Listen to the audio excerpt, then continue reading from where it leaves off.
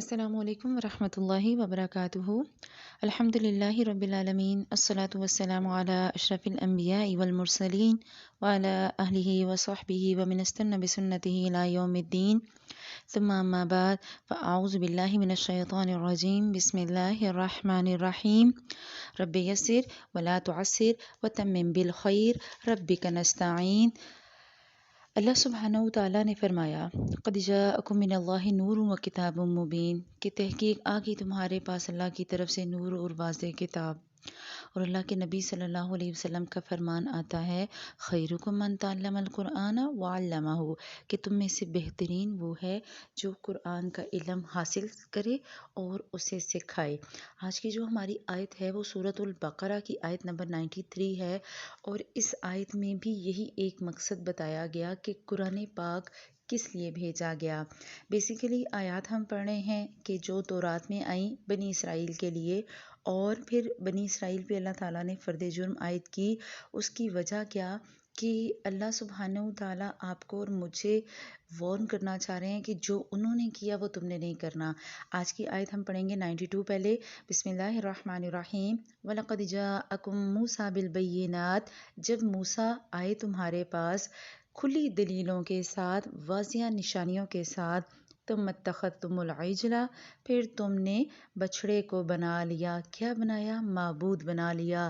من بعدہ، اس کے بعد، وانتم ظالمون، اور تم ظالم ہو یا تم ظلم کرنے والے ہو۔ وَإِذْ أَخَذْنَا مِيثَاقَكُمْ وَرَفَعْنَا فَوْقَكُمُ الطُّورَ، اور جب ہم نے تم سے پختہ عہد لیا اور تم پر کوہ طور کو اٹھا کھڑا کیا، اور کیا کہا؟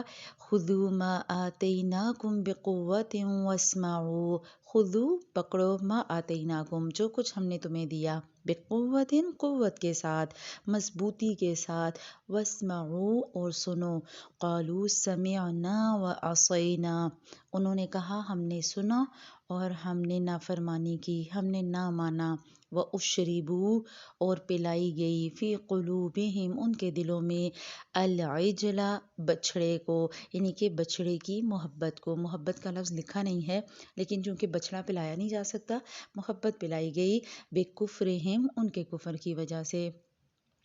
قل بئس ما یأمرکم بہ ایمانکم، قل کہہ دیجئے، بئس ما، کتنا برا ہے، یأمرکم، جو حکم دیتا ہے تم کو، بہ ایمانکم، اس کے ساتھ تمہارا ایمان، ان کنتم مؤمنین، اگر تم ایمان لانے والے ہو۔ ان آیات میں اللہ سبحانہ وتعالیٰ بنی اسرائیل کے بارے میں بتا رہے ہیں کہ بنی اسرائیل کا حال کیا تھا۔ ان کے پاس موسیٰ علیہ السلام آئے، اور ایسے ہی نہیں آئے، بالبینات، واضح نشانیوں کے ساتھ آئے۔ حضرت موسیٰ علیہ السلام کے معجزات ہم جانتے ہیں، ید بیضا تھا، اور جیسے ہی وہ اپنی لاٹھی کو ڈالتے وہ اسطح بن جاتا، آپ کا ہاتھ جو ہے وہ بغل سے ہو کے نکلتا تو سورج کی طرح چمکنے لگتا۔ تو اللہ سبحانہ وتعالیٰ کہہ رہے ہیں ہم نے واضح دلیلوں کے ساتھ بھیجا، پھر وہ دیکھ چکے تھے کیسے ان پر بادلوں کا سایہ ہوا اور من و سلوہ اترا، کیسے اللہ تعالیٰ نے سمندر کو پھاڑا، کتنے معجزات دیکھے۔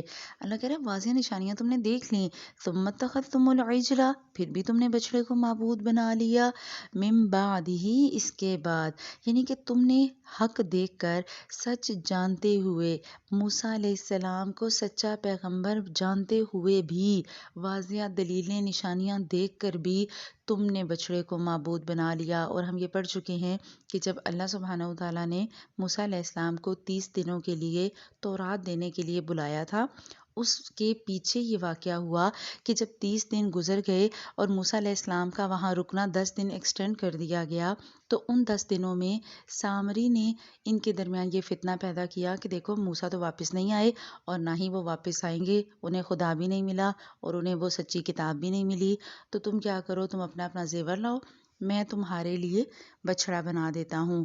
بچھڑا بن گیا اور انہوں نے اس کی عبادت شروع کر دی۔ انہوں نے کہا تمہارا کوئی معبود نہیں ہے۔ سامری نے کہا بس تمہارا کوئی معبود نہیں، لاؤ میں تمہارے لیے معبود بناؤں۔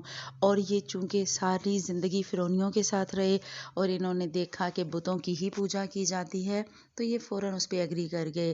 اللہ کہہ رہا ہے تم نے اس کے باوجود، واضح نشانیاں دیکھنے کے بعد بچھڑے کو معبود بنایا، وانتم ظالمون، اور تم تو بڑے ہی ظلم کرنے والے ہو۔ یہاں پر ویسے تو ظالم کہتے ہیں وہ جو کسی پر ظلم کرے، جو ناانصافی کرے، حد سے گزر جائے. یہاں ظلم کہا جا رہا ہے شرک کو، جو انہوں نے بچڑے کو معبود بنا کے کیا تھا وہ ظلم. کیونکہ آگے ہم سورہ لقمان میں انشاءاللہ پڑھیں گے، وہاں اللہ تعالیٰ کہتے ہیں ان الشرک لظلم عظیم، کہ بے شک شرک تو بہت ہی بڑا ظلم ہے اور شرک کرنے والا ظالم ہے. کیوں؟ کیونکہ وہ اللہ سبحانہ و تعالیٰ کے حقوق میں زیادتی کر جاتا ہے.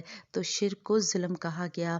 یہاں اسی شرک کے بارے میں بات ہو رہی کہ تم نے اللہ کے مقابل بچھڑے کو معبود بنایا اور یہ تم نے بہت بڑا ظلم کیا. وَإِذْ أَخَذْنَا مِيثَاقَكُمْ، اور یاد کروا رہے ہیں اللہ سبحانہ وتعالیٰ وہ وقت جب ہم نے تم سے پختہ عہد لیا تھا. ہوا یہ تھا کہ ان کی نافرمانیوں کی وجہ سے اللہ سبحانہ وتعالیٰ نے ان پہ کوہ طور کو بلند کیا. اور فزیکلی جب آپ نیچے کھڑے ہیں اور آپ کے سامنے کوہ طور کو اونچا کر دیا جائے، ایک پہاڑ آ کے آپ کے اوپر مسلط کر دیا جائے اور لگے کہ ابھی گرا کے گرا، جب ایسی کنڈیشن آئے تو بندہ کیا کرتا ہے؟ جو کہا جائے فوراً مان لیتا ہے.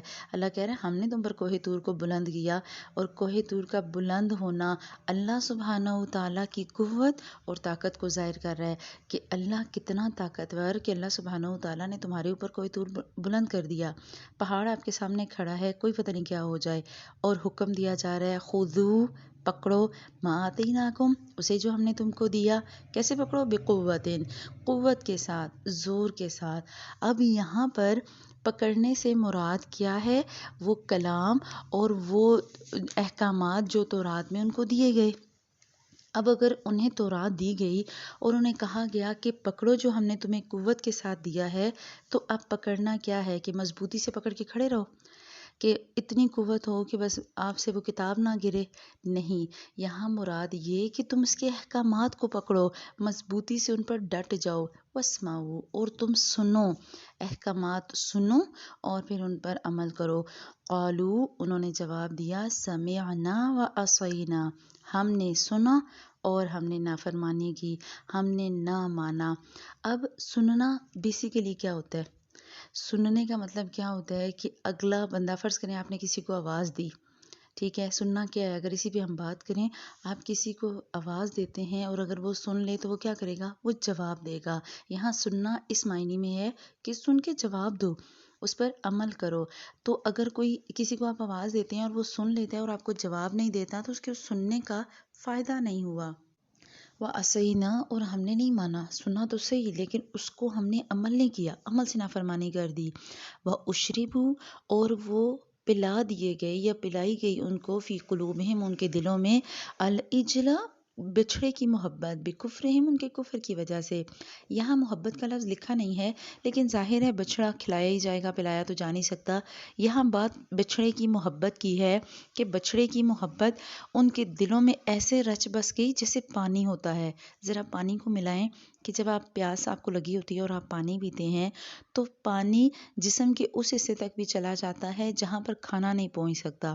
اسی طرح اگر ایک خشک زمین ہے اور آپ اس پہ پانی ڈالتے ہیں تو آبزرو کریں پانی کس طرح جذب ہو جائے گا. بلکہ ان ساری چیزوں کو چھوڑ کے اگر آپ ایک کپڑا لے لیتے ہیں اور اس پہ پانی ڈالتے ہیں تو کپڑا پانی جذب کر لیتا ہے. اب آپ اس میں سے نچوڑیں گے تو سارا پانی پھر بھی نہیں نکلے گا. اللہ سبحانہ و تعالیٰ اس محبت کی شدت کو تشبیہ دے رہے ہیں کہ انہوں نے اپنے دل میں اللہ کی محبت کی جگہ ہی نہیں چھوڑی، انہوں نے تو سارے کا سارا دل پانی سے ہی بھر لیا اور ان کے دل بھر چکے ہیں، لبالب بھرے ہوئے ہیں پانی سے، اور ان کے دلوں میں بچھڑے کی محبت ایسی رچ بس گئی ہے کہ اب انہیں حقیقت نظر نہیں آتی. اور ایسا کیوں ہوا؟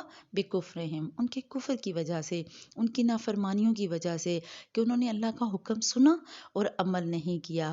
اور پھر وہ اپنے ظلم میں اور اپنے شرک میں اتنے بڑھ گئے. کل بئس ما، کہہ دیجئے کہ کتنا برا ہے، یأمرکم بہ ایمانکم، وہ جس کا حکم تمہیں تمہارا ایمان دیتا ہے. کیا کہتا ہے؟ چھوڑو اللہ کو، اللہ ایک پتہ نہیں نظر آتا نہیں آتا، تو ایسے بچڑا تو نظر آ رہا ہے، اچھا سونے کا ہے، چمک رہا ہے، آوازیں لگا رہا ہے. بے وقوف اتنے کہ یہ نہیں پتا کہ سونا ہم نہیں دیا ہے، اور ان کو اس چیز کی سینس نہیں آئی. اللہ کہہ رہا ہے کہ دیکھو اگر ان کنتم مؤمنین، تم مومن ہو، تمہارا کام یہ تھا کہ تم اللہ کے نبی صلی اللہ علیہ وسلم کو پہچاننے کے بعد ان کے ساتھ مل کر دین کے لیے ترویج کرتے، دین کی تبلیغ کرتے، لوگ خود بھی ایمان لاتے، اوروں کو بھی دین کی طرف لاتے. کیونکہ پہلے تم کیا کرتے تھے؟ استفتاء کرتے تھے. پہلے تو تم کہتے تھے کہ ہم آنے دو آخری نبی، دیکھنا ہم کیا کریں گے، ہم پہلے ایمان لانے والے ہوں گے. اب جب نبی آ گیا، کتاب آ گئی اور تم نے کتاب کو پہچان بھی لیا، اس کے باوجود تم نے اس کا انکار کیا. اور کرتے کیا تھے یہود؟ اپنے باپ دادا کا حوالہ وہ دیتے تھے کہ ہمارے باپ دادا ایسے تھے، ہمارے بڑے ایسے تھے. تو اللہ کہہ رہا ہے تمہارے بڑوں کے کام یہ کہ انہوں نے اپنے انبیاء کو قتل کیا. تمہارے بڑوں کا، جن کی تم بڑی تعریفیں کرتے ہو، انہی کا کام یہ تھا کہ انہوں نے ہمارے حکم کو سنا اور نہیں مانا. انہوں نے شرک کیا. حالانکہ یہود نے، جو اس وقت کے یہود تھے، وہ شرک نہیں کر رہے تھے. اللہ سبحانہ وتعالیٰ اور جو تمہارے بڑے تھے انہوں نے اتنا کچھ کیا اور تم انہی کے حوالے دیتے ہو. تمہیں پتہ ہے نبی آ گیا، تمہیں پتہ ہے نشانیاں آ گئیں، لیکن تم اس کے باوجود ان پر عمل نہیں کر رہے، تم نبی کو سچا نہیں مان رہے. اب یہ آیت تو بیسیکلی دونوں تھیں یہود کے بارے میں، لیکن ذرا یہاں پر رک کر اپنا بھی تجزیہ کرتے جائیں اور ہم اپنا بھی ذرا جائزہ لیتے جائیں کہ ہمارا کیا حال. اللہ سبحانہ وتعالیٰ نے انہیں دی تورات اور کہا خذوا ما آتیناکم بقوۃ واسمعوا. اللہ سبحانہ وتعالیٰ نے آپ کو اور مجھے دی کتاب، اور وہ کتاب ہے قرآن پاک. قرآن پاک فرقان حمید ہے. آپ اور میں بہت اچھی طرح سے جانتے ہیں، سچ اور جھوٹ، غلط اور صحیح میں فرق کرنے والی. اور تفسیر سن کے آپ کو اندازہ ہو رہا ہوگا کہ جب ہم قرآن کی گہرائی میں اترتے ہیں تو ہمارا دل کرتا ہے کہ یہ خیر نہ رکے، ہم مسلسل اس کو مزید سنتے جائیں، ہمیں پتہ چلے آگے کیا ہے، ہمیں پتہ چلے اچھا پھر کیا ہوا، اچھا اللہ تعالیٰ اور کیا بات کر رہے ہیں، اور کیا حکم ہے میرے لیے. تو جس کو قرآن کا ایک دفعہ لگ جاتا ہے نا چسکا، جس کو مزہ آ جاتا ہے قرآن سمجھنے میں، اس کا پھر زیادہ دل قرآن سے ہی گزرتا ہے. یہاں یہ سارے معنی تو ہم نے سمجھ لیے. اب مرادی حکم کیا ہے اس آیت کا کہ ہم نے کیا کرنا؟ خذوا ما آتیناکم بقوۃ، پکڑو اسے جسے ہم نے تمہیں دیا قوت کے ساتھ، مضبوطی کے ساتھ. اور یہاں اب ہاتھوں کی مضبوطی کی بات نہیں ہو رہی. اب یہ نہیں کہ جو بہت موٹا ہے وہ زیادہ مضبوطی سے پکڑے گا، جو بہت پہلوان ہے تو وہ قرآن پاک کو زیادہ مضبوطی سے پکڑے گا. نہیں، یہاں مضبوطی دل کی ہے، مضبوطی عمل کی ہے. عمل پتہ لگ گیا ڈٹ جائیں، عمل پتہ لگ گیا رک جائیں.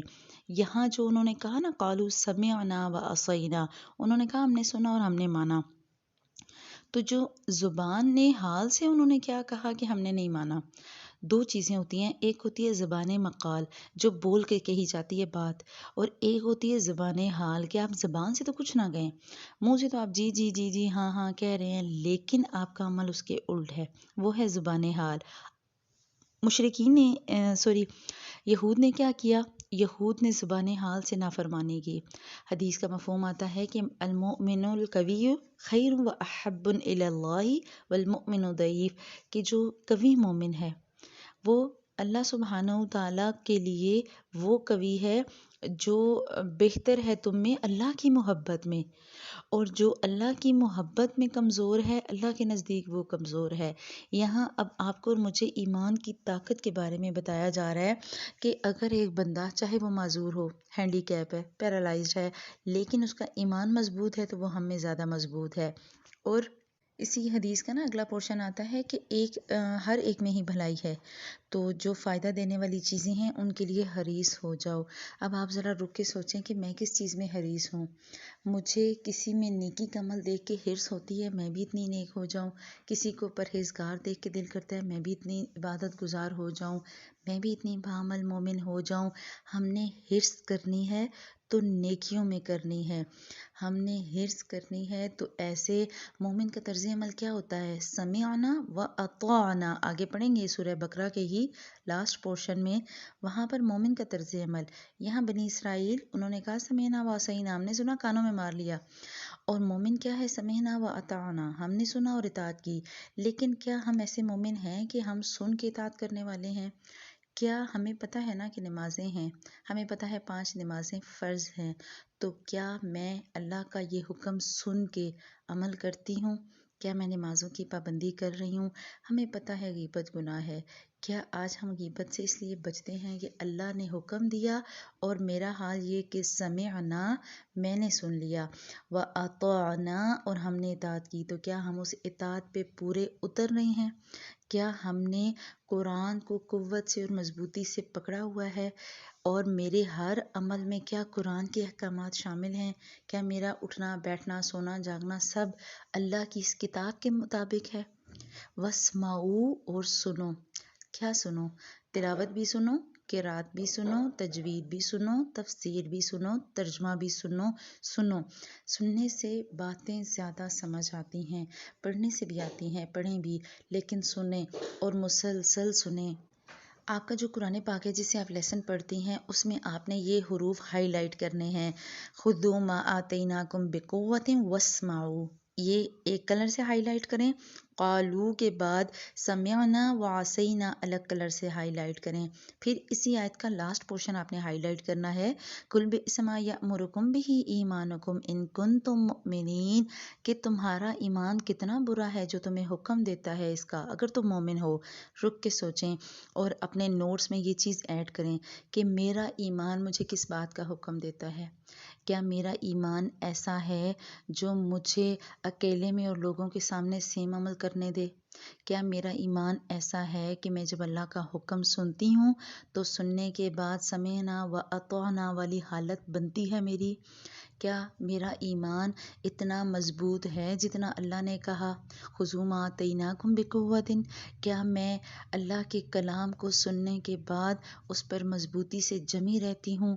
اللہ جو حکم دے رہا ہے ہوتا کیا ہے، اکثر ہم سن تو لیتے ہیں لیکن ہم عمل نہیں کرتے، اور انتہائی دکھ کے ساتھ ہمارے بہت سے لوگ سنتے ہی نہیں کہ اگر سنیں گے تو عمل کرنا پڑے گا۔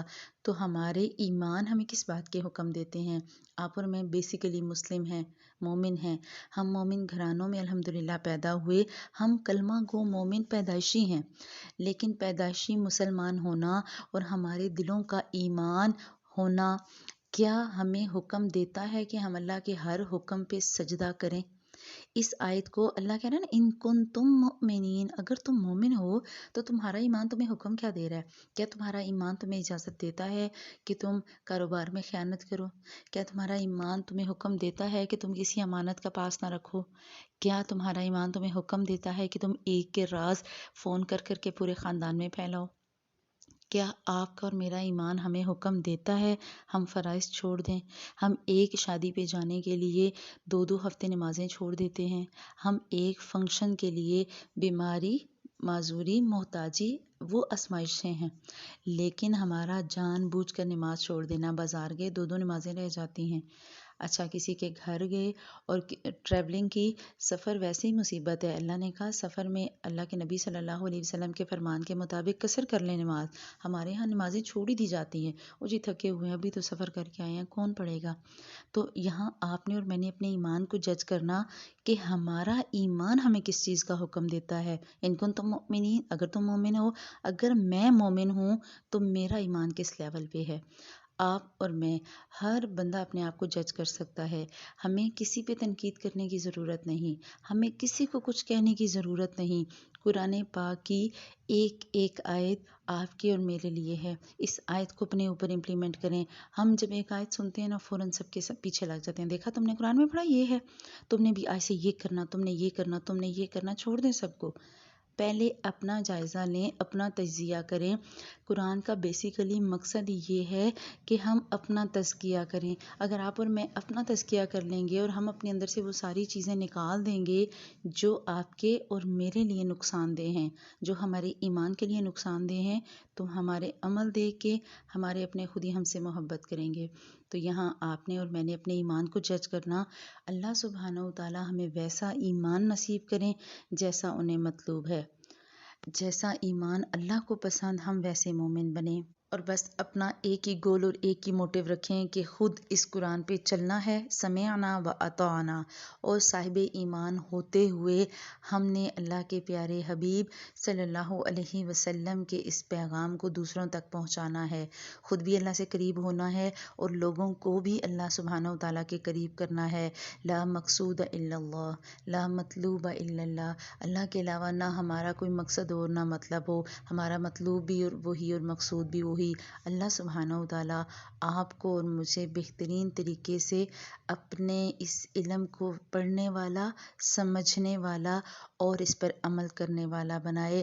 اللہ سبحانہ و تعالیٰ ہمارے دلوں سے ہماری یہ خاندانی روایات، ہمارے بڑوں کی عادات جو ٹھیک نہیں تھیں، جو ٹھیک ہیں ان کے بارے میں ہم بات نہیں کر رہے، صرف وہ جیسے یہود کے بزرگ تھے نا، وہ اپنے علماء دین کو یا اپنے بڑوں کو کہتے تھے کہ انہوں نے یہ کیا، تو اللہ اسی لیے ان کے بڑوں کی بتا رہے ہیں باتیں کہ وہ ایسے تھے۔ اگر آپ کے پاس علم آ گیا اور آپ کو علم کی سمجھ آ گئی تو آپ نے یہ نہیں دیکھنا کہ خاندان میں کیا ہو رہا ہے، بڑے کیا کر رہے ہیں، بوڑھے کیا کر رہے ہیں، بچے کیا کر رہے ہیں، نہیں، آپ کا اور میرا کام سمعنا و اطعنا۔